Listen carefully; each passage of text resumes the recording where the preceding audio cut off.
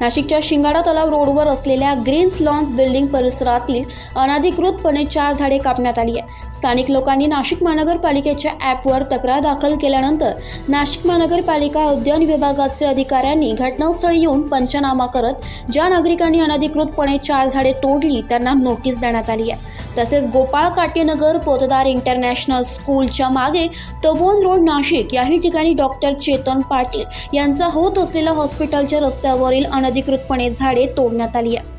यामध्ये बावळूचे झाड, नारळाचे झाड अशा झाडांचा समावेश आहे।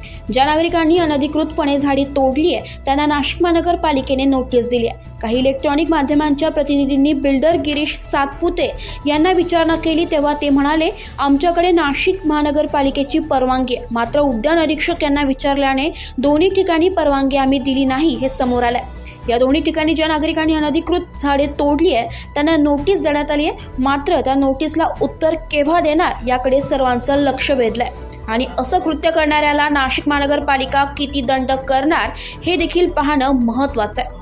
अशा झाडांवर कुऱ्हाड चालवणाऱ्यांवर कठोरातली कठोर कारवाई व्हावी, तसेच जास्तीत जास्त दंड व्हावं असं नागरिकांचं म्हणणं आहे। AB न्यूजसाठी विवेक कडवे, नाशिक।